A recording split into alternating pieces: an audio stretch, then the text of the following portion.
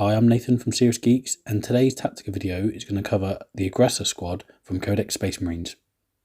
Following their transition from 8th edition to 9th edition Space Marine Codex books, the Aggressors have suffered a little bit of a dip in their power and usefulness on the table. They're still quite good units. I don't think they are terrible by any means, but they are not the automatic includes in any competitive sense that they once were. As is customary, we're going to start with their stat line. From their actual data sheet, you can see that they are a 2 to 5 strong unit plus a sergeant. So that's in practice 3 to 6 models that you're going to have in a unit. They have very average movement of 5, which is a bit of a problem. They have a weapon skill and ballistic skill of 3, which is fairly standard for a Space Marine unit. They have a strength of 4, which again is very standard. Toughness 5, which is quality, that's very good. They are in Gravis armor. As such, they have 3 wounds apiece, which is very good, and being Primaris Marines, they have an extra attack on their profile that you might expect from other assault troops, and also the Gravis armor itself probably gives them an extra attack. They have 3 attacks each, with 4 on the sergeant. Their last 2 stats on their stat line is a leadership of 7, going up to 8 for the sergeant, again very standard, and they have a save of 3+. First thing you can see in this stat line is they are an elite heavy infantry unit. They are very tenacious, they're very survivable. They have 3 wounds apiece, which is not easy to chew through. Being Space Marines, they have toughness 5 and 3+ armor save. So they're not easy to take down. They are quite tough and it shows in the stat line. Their current points value is fairly competitive, but not overtly so. I think they've got it about right. 40 points for a model isn't terrible.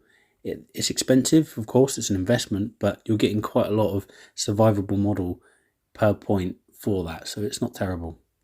Straight away you can see from their stat line that these boys want to be on the front line, and their weapons back that up. The unit comes in 2 flavours, either the Auto Boltstorm Gauntlet or the Flamestorm Gauntlet. You have 2 of each model does, so you would have 2 Auto Boltstorm Gauntlets or 2 Flamestorm Gauntlets. And if you have the former, the Auto Boltstorm Gauntlet, you also get a Fragstorm Grenade Launcher.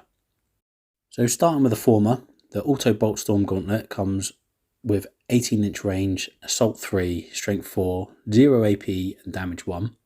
It's basically a bolter that can be fired at 18 inches and is an assault weapon. Each model will have 6 shots. There was a time when they used to be able to double their shooting, but that is no longer the case, which is where one of the big problems comes in when they lost that ability for this unit. So you've got a movement of 5 and a range of 18. That is an effective threat radius for your essentially bolt weapons of only 23 inches, which isn't great. I mean, it's not brilliant. What you want to do is you want this unit to move forward, firing its weapons, whilst also aiming to get into melee, because otherwise you're just wasting the potential of the unit. You're paying all those points for a model that is firing bolt weapons and nothing else. You could probably get that elsewhere. So what you want is you want them to be utilising all their potential. They want to be taking the hits for you, they want to be soaking up the fire, and they want to be dealing out bolt weapons to everyone and then punching things in melee. The close combat version of the Boltstorm Gauntlet is essentially a power fist. It's got the exact same stat line and it operates with the -1 to the hit roll, which is kind of bad for this unit because it only has a weapon skill of 3+. The Flamestorm Gauntlet is, like most flame weapons, increased the range of 12, which makes it a lot more effective than it used to be. It still automatically hits, so if you're moving and then you're advancing with the unit as well, on top of that, you're not going to suffer a -1 to hit penalty because you're automatically hitting anyway, so it does make the unit a little bit more mobile. You can do so with the bolt weapons, but then you're only hitting on a 4+, and it's starting to become a little bit pointless to have bolt weapons that are only hitting on a 4+. Full unit of these boys can put on a lot of bolter shots down the table, not far down the table, they are a very medium to close range weapon, and they can put a lot of flaming hits on something. So that is pretty much all they're limited to when they're shooting, and then close combat, both the Flamestorm Gauntlet and the Boltstorm Gauntlet are power fists, and you have quite a few attacks, but you're only hitting on a 4+. Quick note, the Fragstorm Grenade Launcher, it does add to the firepower of the bolter weapons. It's bolter equivalent, but a blast, so it can get more hits on the enemy, but it's still strength 4, AP 0, 1 damage shots.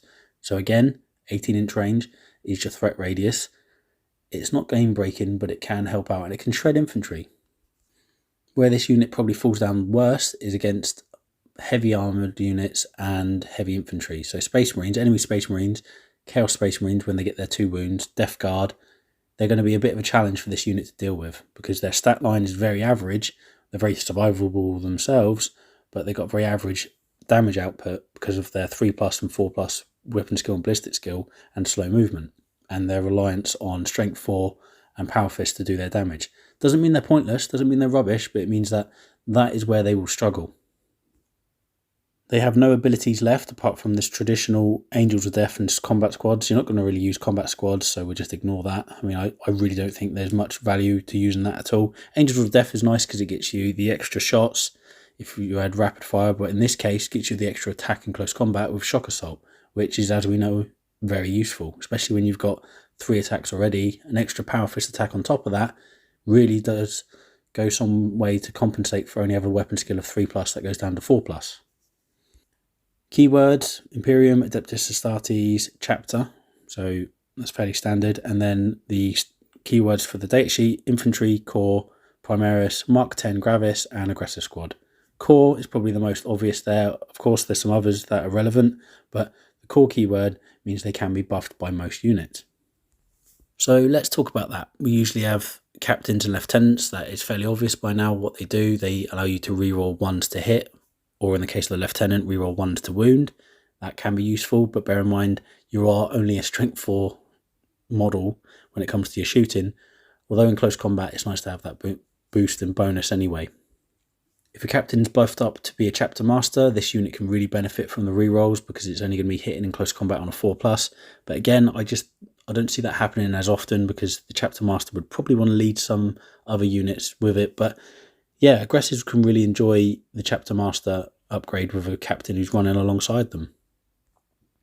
As you probably appreciate, librarians can really help this unit. Psychic Fortress, that is the standout power here.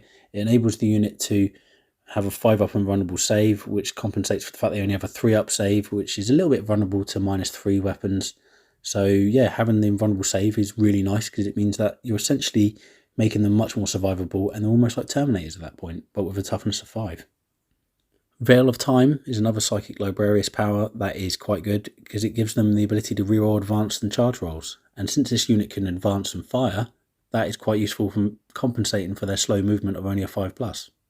Hitting first in melee is always quite nice. If you manage to get a charge off, the next turn you'll be able to fight first again, which is very nice. It means that you're going to be fighting first twice and hitting things, punching them to death. I think the big standout here though is the Chaplain. Chaplains really can boost this unit up. Melee Litanies of Battle might seem like an obvious boost to this unit, giving them an additional attack is always nice, blah blah blah. But Catechism of Fire is where it's really apt for me. This unit is going to be operating going up close, so it's usually going to be as close as it can to the unit it wants to target, particularly if it's got Flamestorm Gauntlets. You give them Catechism of Fire, they're going to be adding +1 to the wound roll, which makes them absolutely phenomenal. Imagine Salamanders using a Litany of Battle when there are other horrible stratagems for flame weapons, and you're going to see just how much damage this unit can cause. All those bolt shots, again, if you're firing at the nearest target, Catechism of Fire is going to be very useful. It's going to be meaning that all those shots are going to be getting more wounds. You're going to be able to plink away against the opponent and cause a lot of damage. It's definitely worth it. I think the Litanies of Battle of a Chaplain stand out the most for this unit. Being in Gravis armour, they can't go inside an Impulsor, but that doesn't mean they can't go into a Repulsor or the Repulsor Executioner. It's highly recommended that they do not do this. I mean, okay, you want the unit to be faster, but the Repulsor is a very expensive investment, and like Land Raiders, most people are choosing not to do so in a competitive sense. Doesn't mean it's pointless. There are definitely builds where you have a lot of vehicles, a couple of Impulsors perhaps, and a Repulsor, a couple of Rhinos and a Repulsor, that you can actually do a lot of damage to the opponent, and they will struggle to target you because of obscuring terrain. But caution is advised. It's a lot of a points investment into a unit that, to me, is fairly average up close. It's not really that cut and thrust when you compare it to, say, the offensive output of melee of Vanguard Veterans, Blade Guard Veterans, or the utility of Terminators that don't suffer as badly with the -1s to hit because they do not need to advance because they teleport, and in close combat they have Fury of the First to compensate for the fact that they might have Power Fists. The other support characters, such as Company Ancients, they are quite good at giving you some last shots before you die. That's always nice. Again, it's whether your build is going to be utilising that. It's not going to be game breaking, but it's a nice little move. I mean, you're firing quite a lot of shots, and when they're Flamestorm Gauntlets up close, you're going to be doing a lot of damage to the opponent. And hitting people with last Power Fist is always nice in close combat as well. Apothecaries will love bringing back 3 wound models from the dead, and you will enjoy bringing back your 40-point model every time, so it's definitely worth doing. So that's really it for the notable buffs that they can get from units within the army. So let's move on to the next thing, which would be Stratagem Support, and that is where I think Gravis Armoured Aggressors really have their greatest strength. It's not always going to come up, but again, it's one of those things we should really cover. Death to the Traitors. If you're against Heretic Astartes, this unit can reroll the hit rolls, and when you're only hitting on a 4+ in melee, that is going to be very crucial. Of course, damage 2 means that you're going to be struggling a little bit against Death Guard, but every hit helps, and you still take them down with more hits anyway, so it's worth doing. First big one, as we go down the list though, it's got to be Transhuman Physiology. If the unit has 5 or fewer models, and your aggressors often will, there'll be 5 or less, and you can often do so just to make sure that you spend less command points on this stratagem in particular. If you have 5 or less models, you only cost 1 command point to use Transhuman Physiology. If you have the full 6 of an Aggressor Squad, it'll be 2. Transhuman Physiology is infamous, but it's an amazing stratagem. It's lost a little bit of utility against Toughness 5 models, because you're not always going to be wounded on a 2+ as often as you would be if you were Toughness 4. However, there are some big strength weapons in the game, and they will not wound you on any better than a 4+, which is very good. It's brilliant. And it also means that if someone has +1 to wound, it doesn't matter. A 1 to 3 is still a fail. So that is worth its weight in gold. It's a great thing to use on if you've got a nice blob of aggressors in the middle of the table and you want to keep them alive. Transhuman Physiology will mean that high strength weapons are going to struggle to cause as much damage to them as what they might do to other units. Again, as I've mentioned in previous videos, having a Toughness 5 means they are not the best target for it, because plasma weapons that overcharge are only going to be Strength 8 and wounded on a 3+ anyway, whereas against ordinary Toughness 4 Primaris, they'd be a 2+. But you still get some benefit from it, and keeping just 1 model alive for that command point makes a big difference, especially when you have 3 wounds apiece. Moving on, we also have Gene Wrought Might, which means each unmodified hit roll of a 6 for 1 command point will automatically wound a target. It's not brilliant on something that has Power Fist, but again, every little helps. You might roll 1s to wound, and that's a pain in the bum. As we go down my page, Unyielding in the Face of the Foe, the next one, 1 command point. Now this one is brilliant. If someone's attacking you with a damage characteristic of 1, you can add 1 to the armor saving throw against that attack. That means that your Toughness 5 aggressors with 3 wounds apiece go up to an effective 2+ armor save. That makes them very powerful. It means that if someone tries to torrent you with nothing but low strength, low damage weapons, but a lot of them, you can increase your survivability against them. And when you have 3 wounds apiece at Toughness 5, that is worth its weight in gold. The other stratagems in this book, things like Uncompromising Fire. This means that an infantry unit can carry on shooting, even if they're performing an action, which if your aggressors are scoring a secondary victory point that they've taken off the opponent, that's a very useful idea. It's something that is in as and when sort of situation. You can't really plan ahead. If you have the opportunity, you take it. If not, you save the command points. Moving on to Adaptive Strategy, that can be quite useful, particularly if you're either in the Assault Doctrine or the Devastator Doctrine, and you want your unit to shoot a lot better. Aggressors can basically have, with their assault weapons, a lot of benefits from the Tactical Doctrine, giving them a -1 AP, all those shots and all those hits. Definitely something to consider. For 2 command points, it can be a bit of an investment, but -1 AP makes a massive difference to the way the game plays. The last stratagem that really stands out to me is Auspex Scan. If someone wants to deploy by teleport or another method really close to one of your units, and one of those units happens to be aggressors and they're within 12 inches of you, you can absolutely hose them down with shots. And if you have a rather delicious Flamestorm Gauntlet, you're going to be hitting them automatically. Unlike 8th edition, there is no minus to hit when this happens, so it is even more effective than it ever was. So yeah, put a load of damage on that unit that tries to jump down and cause a load of problems for you. When we look at the unit overall then, so if we move into a summary phase of this Tactica, the unit is a bit of a jack of all trades but master of none type unit. It's fairly slow, it can move faster but suffer minuses to hit, which is not terrible when you have Flamestorm Gauntlets, but then they're very short ranged. So its effective output is a lot lower than you might expect. Also, a melee hitting on a 4+ can be a bit troublesome, and you need character support to try and compensate against that. They'll give a reasonable performance in most circumstances, but where I think they shine the most is being right on the front lines, tanking hits, being revived by apothecaries, and holding objectives or holding board control and causing problems for the opponent while they do so.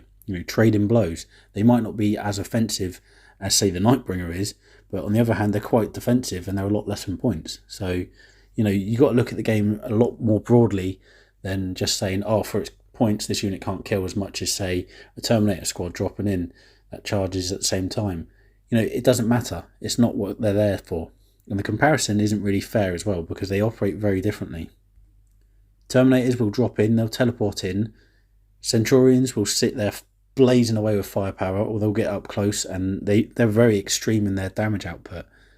Aggressors, they don't really do that. They are going to be an anchor in the middle of your battle line. They're going to be marching up the table, trading blows with the opponent, and hopefully lasting longer than most people can consider.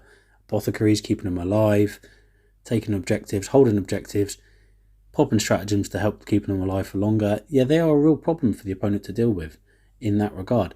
And that is where you should use them. You shouldn't hope that they're going to just basically be a spearhead to smash through the enemy lines, because they will get shot, they will get taken down, and they'll lose combat effectiveness in that regard, and they won't be as offensive as other units anyway. Your Blade Guard, for example, your Vanguard Veterans, they are going to carve through people in close combat a lot more readily. Take this unit as your anchor line, as your attritional based battle line unit, essentially. Armies that really enjoy them, well, anything that fights in melee enjoys the Blood Angels. +1 to melee is always nice. It gives them a little bit of close range firepower where they might need it. So it's not actually a terrible idea. The only problem is they're quite slow, and a lot of Blood Angels units and their elite assault based units are very fast. However, if you've gone Primaris heavy, you've got assault intercessors, Blade Guard, then aggressors can really support them with a bit of firepower up close, and also have melee output as well. Salamanders, well, that's fairly obvious. They've got a lot of benefits that help aggressors. I mean, for starters, their actual chapter tactic directly applies to aggressors anyway. Each time an attack with an armor penetration of -1 is applied to a model with the Salamanders Forged in Battle chapter tactic, that model counts as being hit by an armor penetration characteristic of 0, which, when you combine that with the Stratagem Support, where you go up to a 2+ armor save after suffering a damage 1 hit, means that you become even more survivable, even against -1 modifiers for the armor save, just by being a Salamander anyway. Their supplement has several stratagems that can help this unit, and flame-based ones are always good, so you will see Flamestorm Gauntlet aggressors quite a lot on Salamander's army. Imperial Fists and Crimson Fists are both going to really enjoy Boltstorm Gauntlets on their aggressors. They are a chapter tactic which has included in their rules the ability to score additional hits on an unmodified hit roll of a 6, which is just going to make the unit a little bit more deadly when it's firing its Boltstorm Gauntlets. Contrary to popular belief, I don't really rate aggressors in a Space Marine Ultramarines force, because they don't really give them anything directly. They can obviously be used. I mean, they are quite good because they operate well as a foot slogging unit that you might want to put amongst the rest of your foot slogging tactical doctrine benefiting intercessors, for example. However, they don't really benefit much from the Ultramarines except being able to fall back and still shoot, which is okay, and it's great with Flamestorm Gauntlets, but at the end of the day, there are other units that you might want to use that are slightly more damaging. Terminators work very well on Ultramarines armies, for example, because they benefit a lot from the tactical doctrine. Both White Scars and Raven Guard have stratagem support that can help get your aggressors up the table and into close combat a lot more. So again, those are units that work well with those chapters, and it's something to consider. Overall, my final thoughts on aggressors are they are the bare bones of a solid unit that isn't particularly great at anything, but its stratagem support really makes them quite effective depending on what chapter you're using. This is kind of at odds with what they used to be in 8th edition. In 8th edition they had almost no stratagem support, but they had very powerful unit abilities, and now it's gone full circle. They seem to have no unit abilities that are worth talking about, yet they have quite good, probably the best stratagem support in the book. Bear that in mind when you take this unit. Don't expect them to go toe-to-toe with the enemy's elite units and come out on top. They are someone who is going to be the anvil to your hammer. They are going to be absolutely taking the hits, taking all the attention, and being able to trade blows with the opponent, do some damage on the way down as they get taken out, but also can hold objectives and hold secondaries and be a solid anchor into the middle of the lines. Anyway, what are your thoughts on aggressors? I always want to hear it. Let me know in the comments below, and I'll catch you all soon. Please like and subscribe, and peace out.